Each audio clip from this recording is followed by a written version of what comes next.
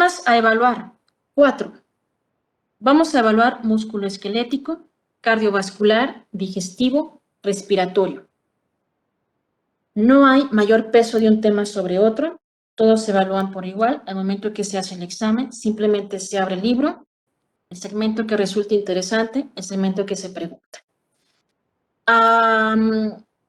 No hay mayor predominio tampoco de imágenes de un tema que otro, todo por igual, no hay selección en eso. De músculo esquelético, tenemos que tener siempre en mente que una cosa es el esqueleto axial y otra el apendicular. Orígenes embriológicos de la región craneal indispensable. Necesitamos distinguir fundamental quién es neurocráneo, quién es viscerocráneo. Que a su vez los dos tienden a osificar bajo endocondral y membranoso, estoy de acuerdo, dependiendo de la estructura. Aquí hacíamos hincapié en una correlación muy importante, en donde precisamente gracias a esa osificación membranosa, me genera suturas y me genera fontanelas, indispensables para el crecimiento del cerebro, indispensables para el momento del canal del parto. Luego entonces, si se cierran de forma anómala, genera una entidad clínica conocida como craneosinostosis. Las craneosinostosis pueden ser aisladas o pueden ser complejas o sindrómicas, en donde no solamente es un error de la sutura, sino acompaña otras malformaciones, pudiendo ser en extremidades superiores, en inferiores, oculares, etc. Y mencionábamos por ahí condiciones sindrómicas como condición síndrome de Upper, craneosinostosis tipo Boston, craneosinostosis del paciente con Cruzón.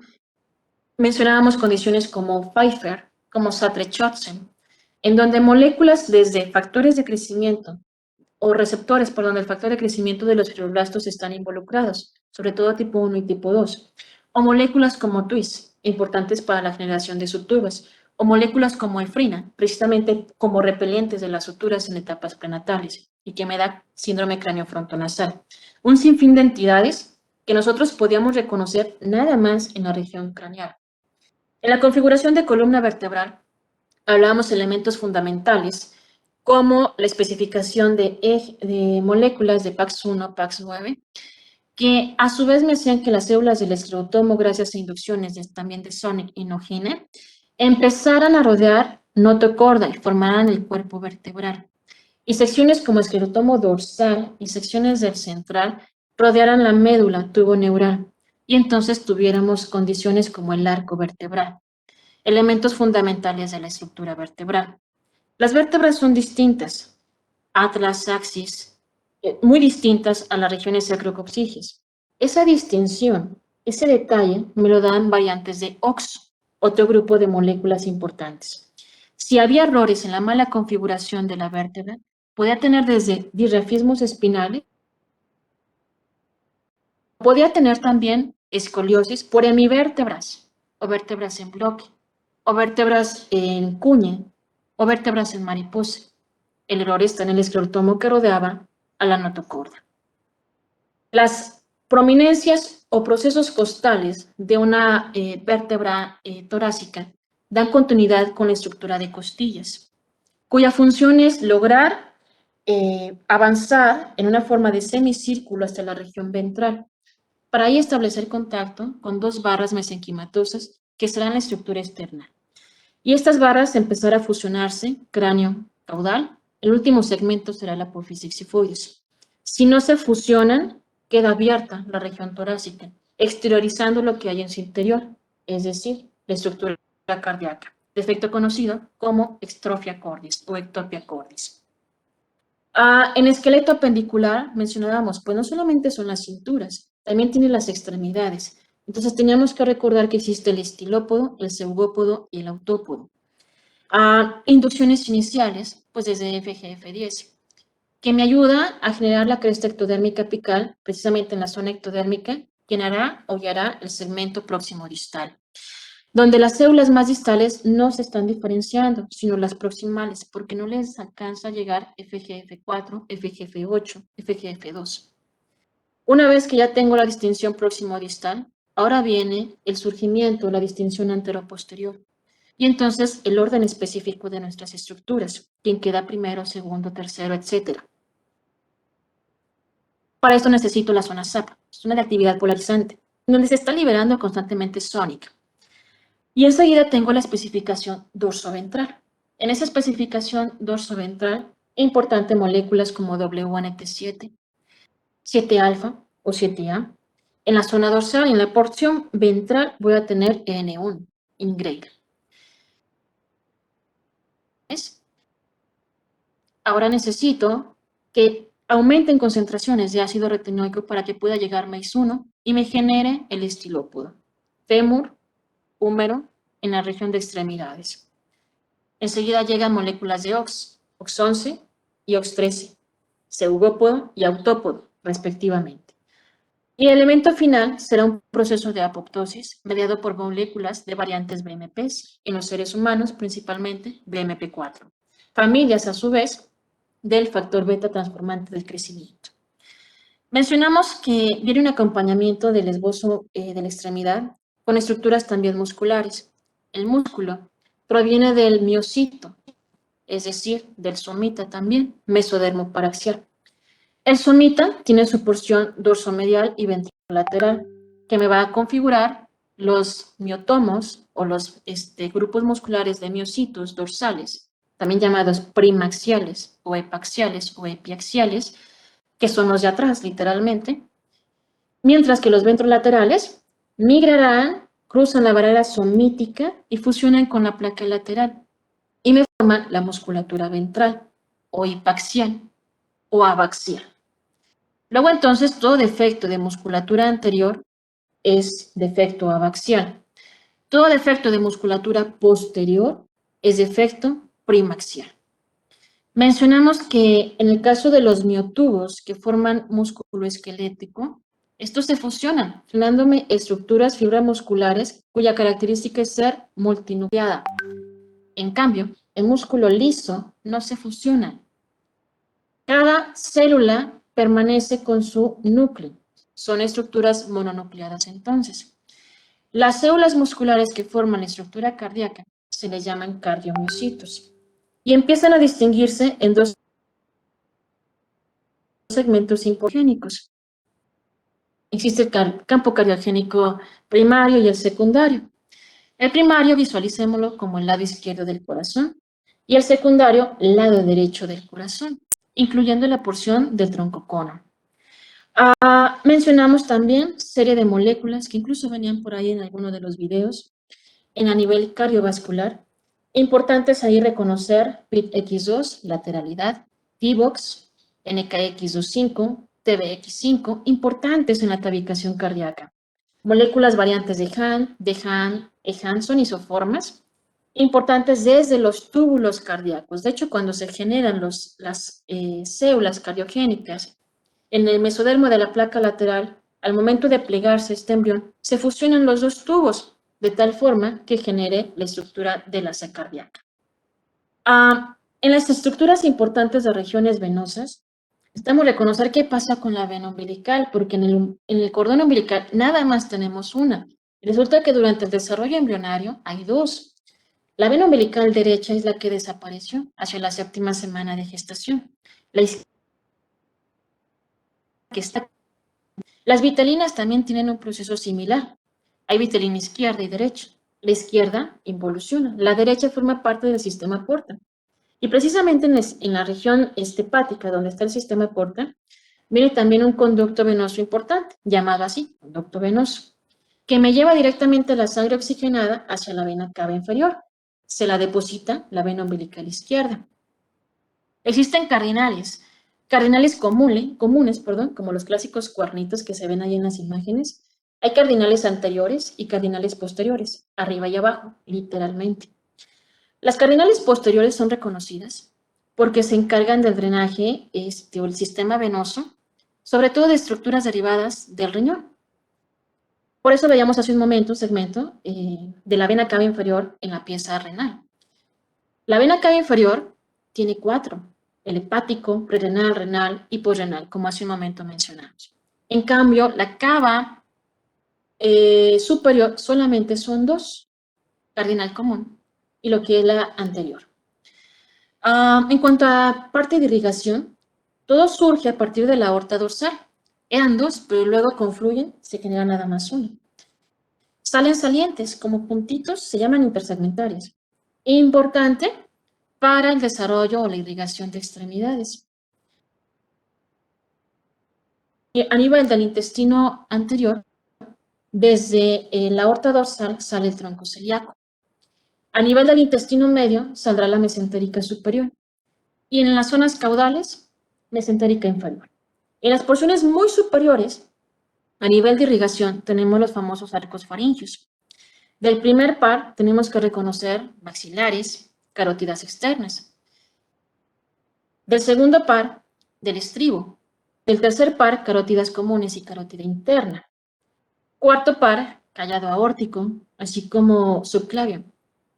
Quinto par, sabe que no va a degenerar nada, va a desaparecer, se vuelve rudimentario, no tengo un vestigio. Sexto par, pulmonares.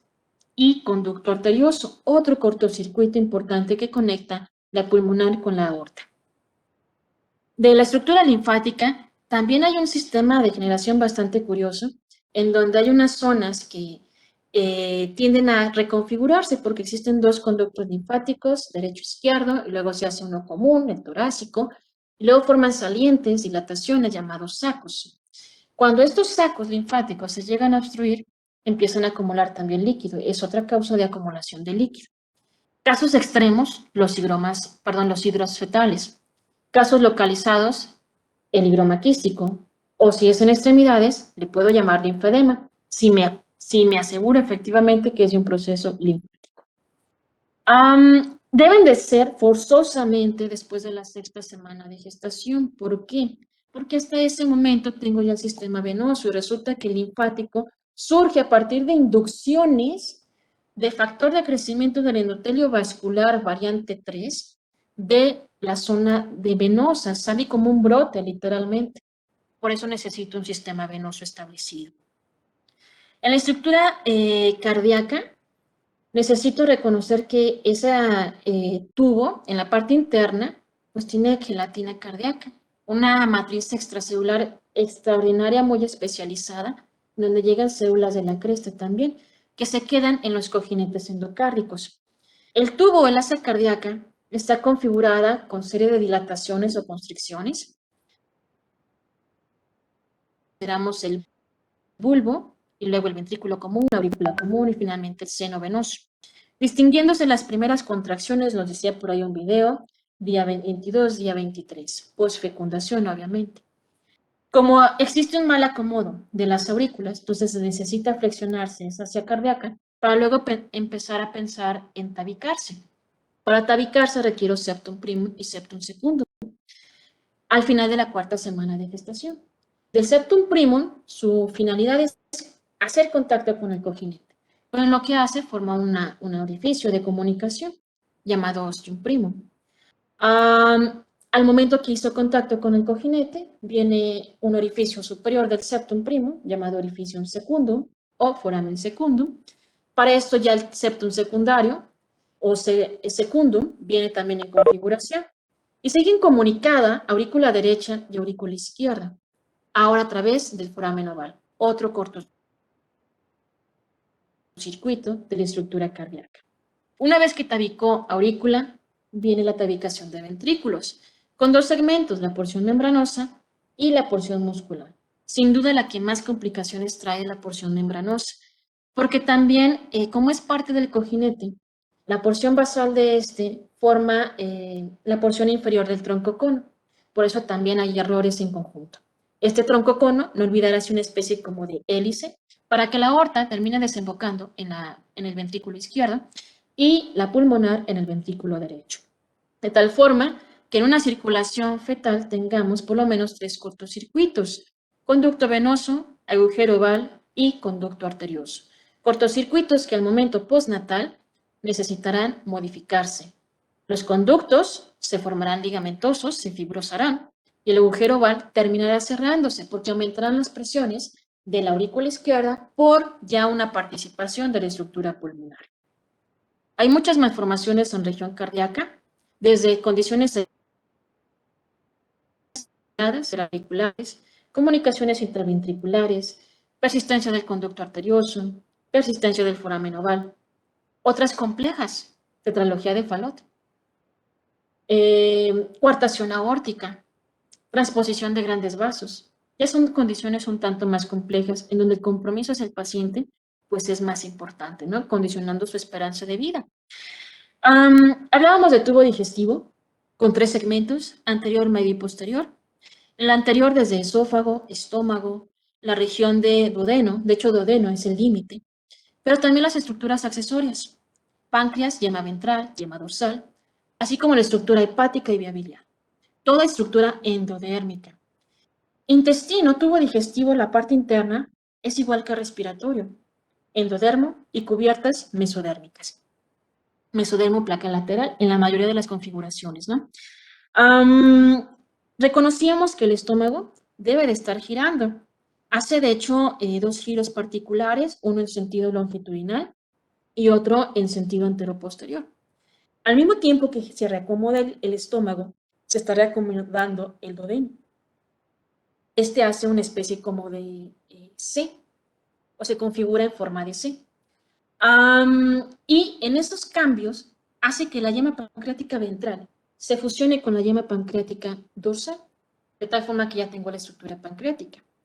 Y lo único que necesito es fusionar conductos y las señales PDX1, NGN3, activación de cascadas de NKX 2.1 y variantes de 2.2 en algunos hasta 2.6. Y entonces tengo la especialización de células alfa, beta, delta, etc. Funciones específicas de la estructura pancreática están listas para comenzar. En la estructura del duodeno, en ese segmento hay una saliente, un divertículo hepático. En esos segmentos, para generar el hígado, pues necesito factores de crecimiento de los fibroblastos, proteínas morfogenéticas óseas, que salen desde el mesodermo cardíaco y del septum transverso, para que en este segmento vengan factores neurotróficos hepatocíticos y empiecen también a activarse. Vengan WNT, beta-catenina y generan la estructura hepática. Son 2 yemas o 2 segmentos, el craneal, propiamente al hígado, y el caudal, el segmento de vesícula y vías biliares. La zona más proximal empezará a estrecharse, formando conductos, conducto hepático, conducto cístico, colédoco, que al igual que el segmento intestinal, recanaliza. Si hay errores en recanalización, atresias o estenosis.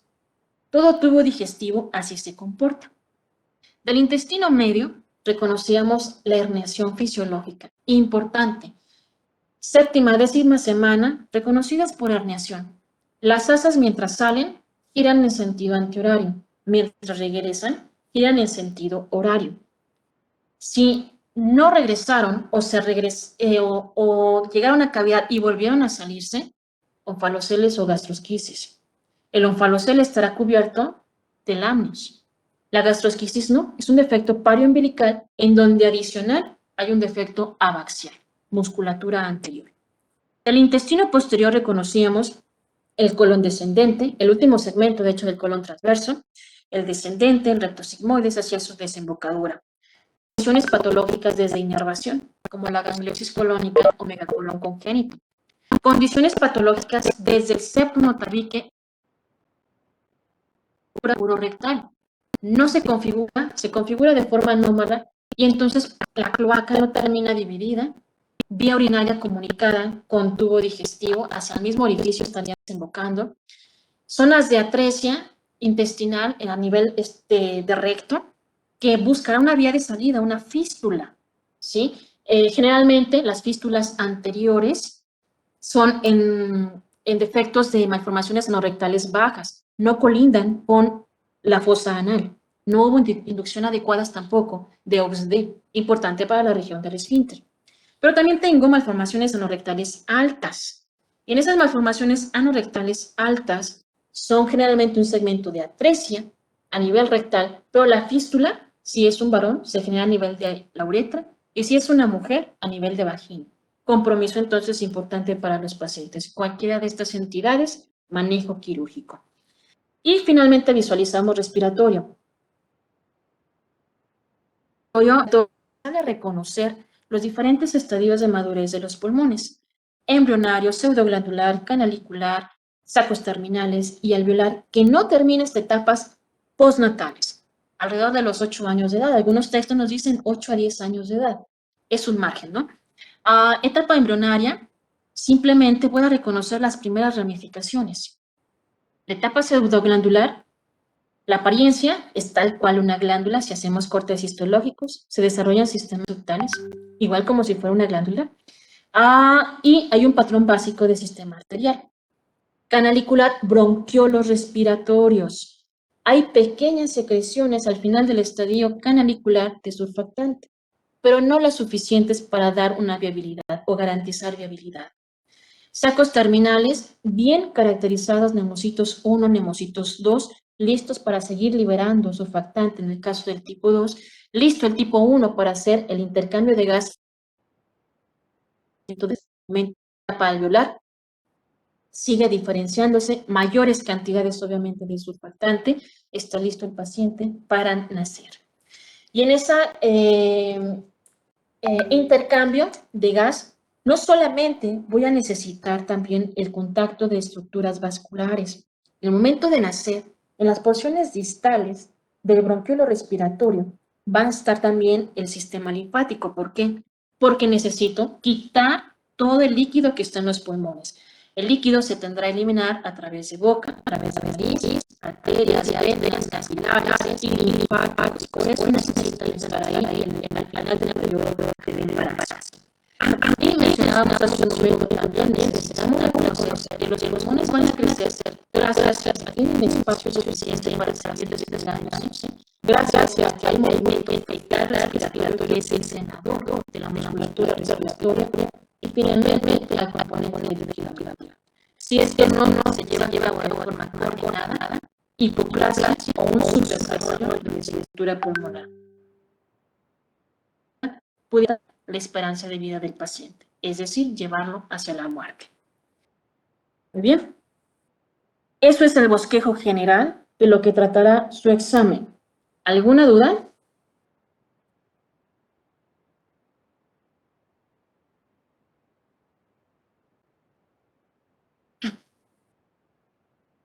Perfecto.